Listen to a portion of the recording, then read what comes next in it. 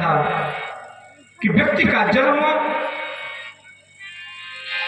जब होता है, शिशु जितने केजी का होता है महाराज, अंतिम यात्रा में शमशान से उतने केजी अस्थियां उसको प्राप्त होती है। खाली हाथ आया है, खाली हाथ जाएगा।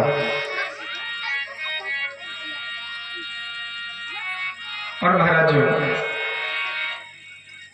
अगले क्रम में विष के बाद कामधेनु निकली, जो महाराज ऋषियों को दी गई। उच्चैश्रवा अश्व निकला, बलि ने ले लिया। कौस्तुभ मणि निकली, महाराज भगवान के पास गई। और महाराज इसके बाद लक्ष्मी ने अवतरण लिया। सभी लोग लाइन से बैठ गए महाराज। दुर्वासा, अगस्त, सभी संगी महाराज, सभी ऋषि एक लाइन में बैठे थे। एक लाइन में महाराज दैत्य, एक लाइन में देवतागण। लक्ष्मी वरमाला लेकर के महाराज सबको देखने लगी। दुर्वासा ऋषि के पास में पहुंची।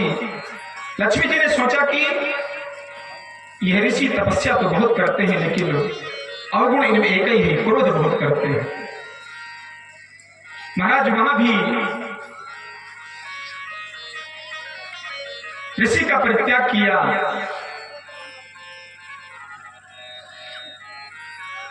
शिव जी के पास में गई। यह अमंगल वेश, चिता की राख, इनसे भी बात नहीं बनेगी। और जैसे महाराज नारायण के पास में पहुंची, नारायण ने महाराज उनकी तरफ नजर में नजर डाल के नहीं देखा। लक्ष्मी जी ने सोचा कि मैं वरमाला लिए खड़ी हूं और यह व्यक्ति ऐसा है कि इसने मेरे से नजर भी नहीं मिलाई है। और महाराज हर प्रकार की सूझबूझ से लक्ष्मी जी ने भगवान नारायण के गले में माल्यार्पण कर दिया। बोलो लक्ष्मी नारायण भगवान की जय हो। महाराज गुणों से गुणों का खिंचाव हुआ करता है। कथा से हट के बात करूं, ये आप बीती हम बीती है। मैं और किसी नशे की बात तो नहीं करता, लेकिन महाराज गांजे की बात करता हूं। मेरे सामने कई बार यह है रहस्य आ चुका है। महाराज गांजा पीने वाले को आप कहीं ले छोड़ दो, वो अपनी व्यवस्था कर लेगा। ये महाराज मेरा अनुभव है। कहीं महाराज उसको छोड़ दो, किसी भी जंगल में, किसी भी अधिकारी के यहाँ, किसी भी शहर में, लेकिन महाराज वो अपनी व्यवस्था कर लेगा। पता नहीं लोगों को कैसे पता चल जाता है कि ये व्यक्ति पीता है। गुणों से महाराज गुणों का खिंचाव होता है। यदि आप सात्विक गुण के हैं तो आपका खिंचाव आस्तिक व्यक्ति से हो जाएगा। यदि आप नास्तिक हैं तो आपका खिंचाव उसी व्यक्ति से होगा जो व्यक्ति नास्तिक होगा।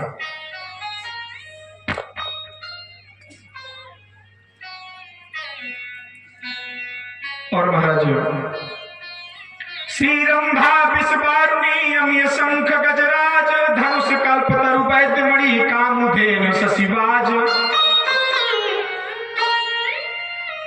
अप्सराएं निकली, कल्पवृक्ष निकला, स्वर्ग में भेज दी गई महाराज। और अंत में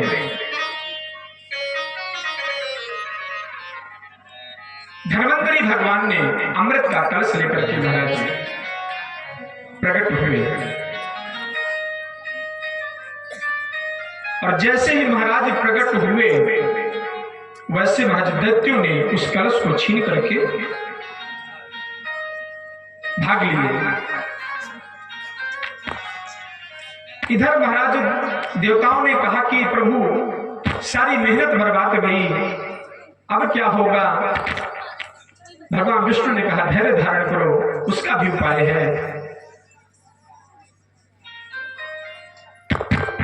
और महाराज भगवान नारायण ने मोहिनी रूप धारण किया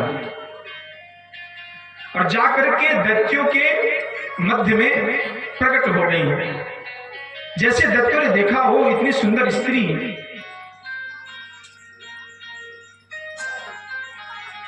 छम छम महाराज पायल की झनकार, सुंदर स्वरूप, और जैसे महाराज मोहिनी भगवान को दैत्यों ने देखा, दैत्य मोहित हो गए। सभी दैत्यों ने कहा देवी आप कौन है, कहां से आई हैं? भगवान ने कहा आपको क्या करना है? बोले नहीं नहीं कुछ करना नहीं है, हमने अभी देव और दैत्यों के मध्य में संधि करके हमने एक अमृत का कलश प्राप्त किया है,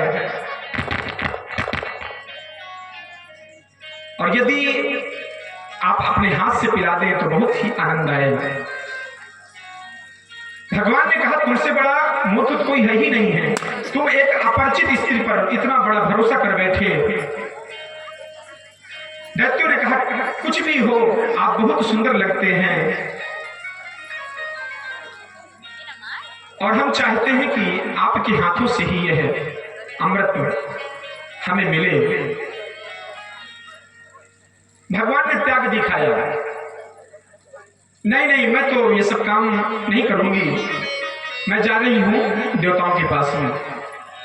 और महाराज दैत्य और मोहित हो गए, चारों तरफ से भगवान को घेर लिया और अमृत का कलश महाराज पकड़ा दिए।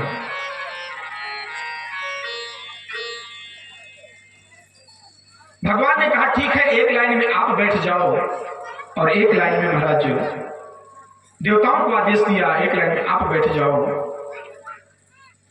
और मोहिनी भगवान ने कहा कि दैत्यराज आप सभी ध्यान से सुनना, देखो आप दोनों एक ही संतान हो, और यदि आप ही पी जाओगे तो हमेशा जगत संसार ये लोग तुम्हें झूठा कहेंगे, तो इसलिए ऊपर ऊपर का मैं पहले इनको पिला देती हूं और गाढ़ा गाढ़ा में आपको पिला दूंगा। दैत्य तो महाराज मोहित थे, दैत्यों ने कहा हाँ हाँ जैसा आप चाहो वैसे करो।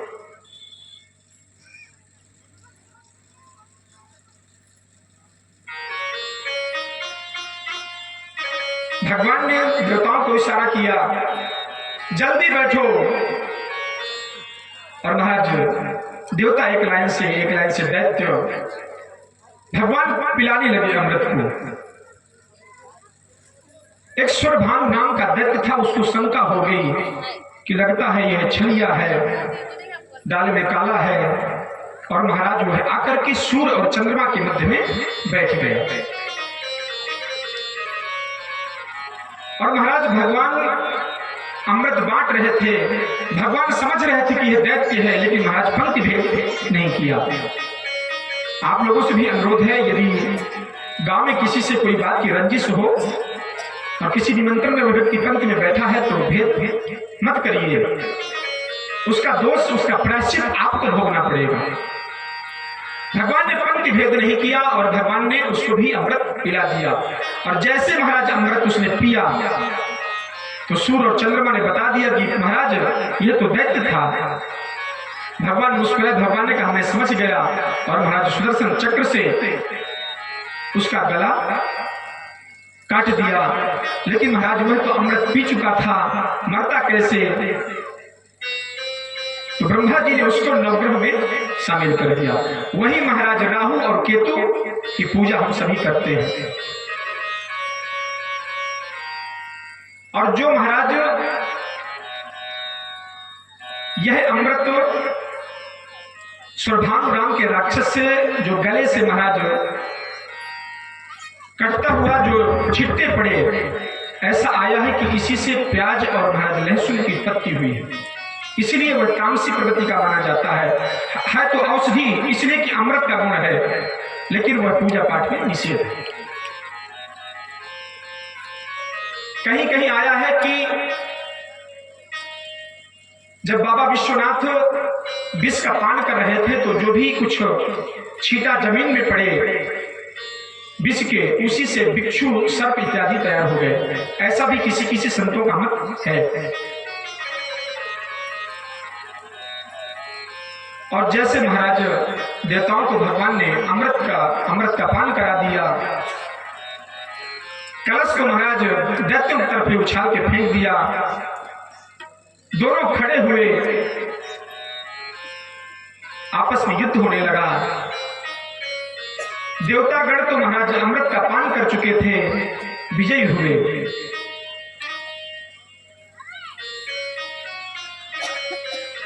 और जिस राक्षस ने महाराज अमृत का पान कर लिया था, सूर्य चंद्रमा ने बताया था, और आज वही राहु केतु महाराज सूर्य ग्रहण और चंद्र ग्रहण के नाम से जाने जाते हैं। दो ही ग्रहण होते हैं, सूर्य ग्रहण और चंद्र ग्रहण। तो राहु कभी सूर्य को डसता है, कभी चंद्रमा को डसता है। इसलिए शास्त्रों में आया है कि सूर्य ग्रहण और चंद्र ग्रहण के समय रोगी और गर्भवती महिला को छोड़ करके कोई भोजन ना करे, जितना हो उतना व्यक्ति भजन करे। और कहते हैं उस भजन का प्रभाव इतना ज्यादा होता है कि एक माले का फल अनंत गुना मिलता है। इसलिए ग्रहण काल में व्यक्ति को भोजन नहीं करना चाहिए, सिर्फ भजन ही करना चाहिए। बहुत सारे ऋषि संत महाराज सिद्धि करते हैं ग्रहण काल में। बनारस में जाके देखिए, जब ग्रहण पड़े दिन में या रात में, महाराज जितने से डूब करके, ठंडी हो चाहे गर्मी, राम राम सीताराम जो भी मंत्र जिसका है, उसका बहुत बड़ा प्रभाव है।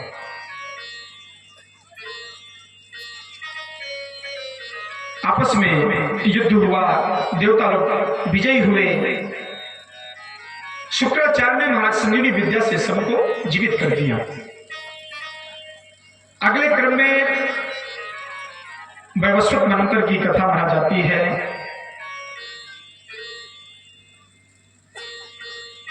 राजा परीक्षित ने कहा कि प्रभु इसके बाद क्या हुआ? सुखदेव जी कहते हैं, राजन, पयोव्रत का नियम बताया है। समय की महाराज मर्यादा है। फाल्गुन शुक्ल पक्ष में प्रतिपदा से द्वादशी तक पयोव्रती रह करके करना चाहिए, जिसको पुत्र की कामना हो। तुम देव्यादिवराहेणो रसाया स्नान में छिता उदज्रतासि नमस्तुभ्यं पात्मानं मे प्रणाशयो। नमो विष्णवे काल रूपाय तुभ्यं, नमो नारसिंहाय सताय तुभ्यं। और महाराज पुनः शुक्राचार्य ने जीवित करके इंद्र का सिंहासन प्राप्त करवाया और राजा बलि को यज्ञ का आशीर्वाद दिया।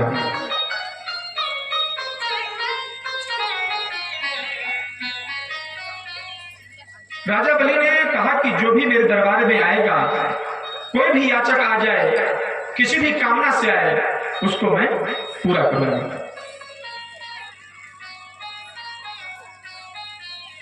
भगवान की तो महाराज माया थी। पयोव्रत के प्रभाव से भगवान का जन्म हुआ और भगवान महाराज 12 अंगुल के 52 रूप धारण करके राजा बलि के यज्ञ में पहुंचे। जैसे ही राजा बलि के यज्ञ में पहुंचते हैं, भिक्षाम देहि। राजा बलि ने सोचा कि यह आवाज तो बड़ी मीठी लग रही है, कौन है? गणों को भेजा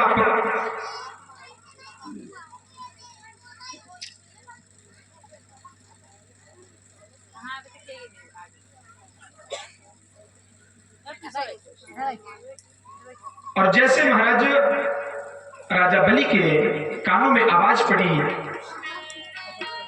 राजा बलि खुद द्वार पर आए। देखा तो यह 52 अंगुल के ब्राह्मण छत्र कमंडल जनेऊ धारण किए हुए, कोपीन धारण किए हुए।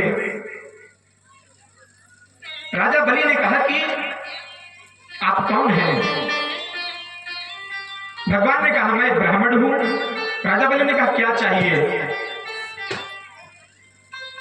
कहो तो मैं आपकी विद्या अध्ययन करने की व्यवस्था कर दूं। यदि आप पढ़ना नहीं चाहते तो कहो तो विवाह करवा दूं, कहो तो 2-4 नगर दे दूं, क्या चाहते हैं।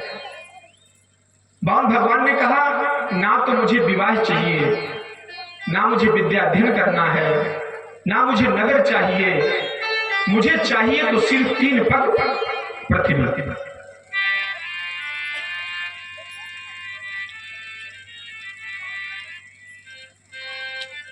जैसे ही 3 पग पृथ्वी राजा बलि ने सुना, राजा बलि ने कहा जैसे देखने में है वैसे इनकी बुद्धि है। शुक्राचार्य ने कहा कि यह कोई बामन कृपण नहीं है, यह साक्षात विष्णु है, इसे सावधान हो जाना। और महाराज गुरु का कर्तव्य होता है, फर्ज होता है शिष्य की रक्षा करना।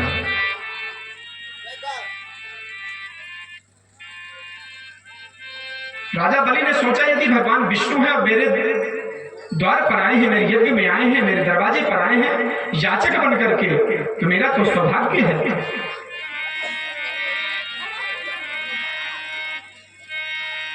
राजा बलि ने कहा कि 3 पग में आप क्या करेंगे, एक तो आपके छोटे छोटे पैर हैं, नापेंगे भी तो कैसे नापेंगे। भगवान ने कहा मुझे 3 पग पृथ्वी चाहिए और मुझे उतनी ही जमीन चाहिए जितने में अपना आसन लगा लूं और भगवान का भजन करूं। बार बार महाराज प्रेशर करने पर भगवान ने कहा कि मुझे सिर्फ 3 पग पृथ्वी चाहिए और मुझे कुछ नहीं चाहिए। राजा बलि ने कहा कि ठीक है, जहां आपको चाहिए आप नाप लो। भगवान ने कहा नहीं, ऐसे नहीं, संकल्प लो।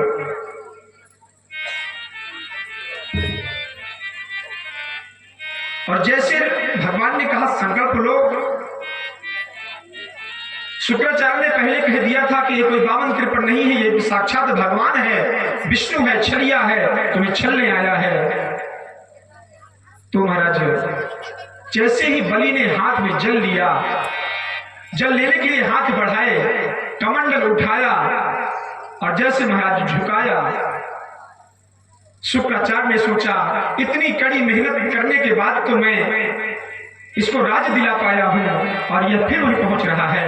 और महाराज भागवत में आया है कि उस कमंडल की नली में शुक्राचार्य सूक्ष्म रूप धारण करके बैठ गए कि जल गिरेगा नहीं, संकल्प होगा नहीं तो कार्य सिद्ध होगा नहीं।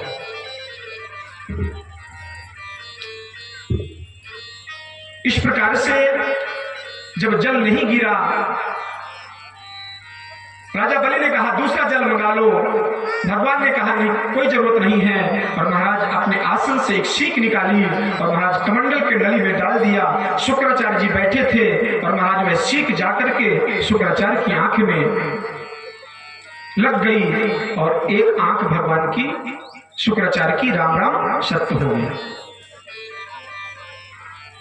कहने का मतलब यह कि यदि कोई दान दे रहा है तो महाराज उसकी टांग पीछे मत खींचिए, उसके पाप का भागीदार आपको भी बनना पड़ेगा। शुक्राचार्य ने सोचा कि मेरी तो एक आंख चली गई, अब ये जाने इसका काम जाने कौन के बीच में पड़े। जल लिया महाराज, संकल्प हुआ,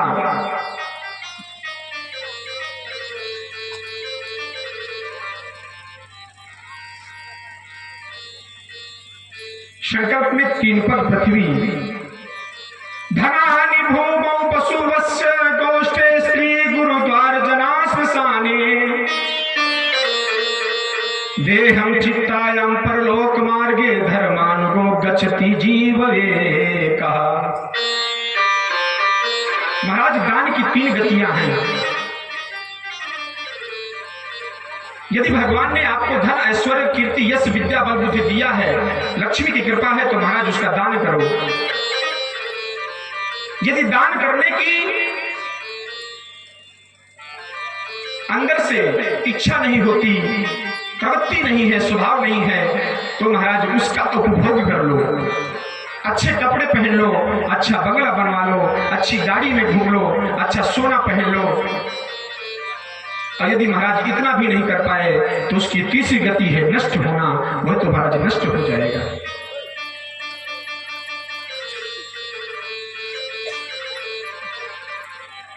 राजा बलि ने कहा कि अच्छी बात है, यदि भगवान विष्णु हैं। जैसे संकल्प हुआ महाराज भगवान का विराट स्वरूप और एक पग में महाराज नीचे के सातों लोग, ऊपर के बलि ने, भगवान ने कहा बलि तुमने 3 पग पृथ्वी का संकल्प किया है, अब ये बताओ मैं तीसरा पैर कहां रखूं। जैसे ही विराट भगवान के दर्शन राजा बलि ने किया, गदगद हो गया। वह महाराज निहारता रहा, बंसी विभूषित करा नवनीरदाभात, पीतांबराधरण बिंब फलाधरोष्ठात्, पूर्णेन्दु सुंदर मुखादर बिंदु नेत्रा, कृष्णात् परम किमपि तत्त्वमहं न जाने,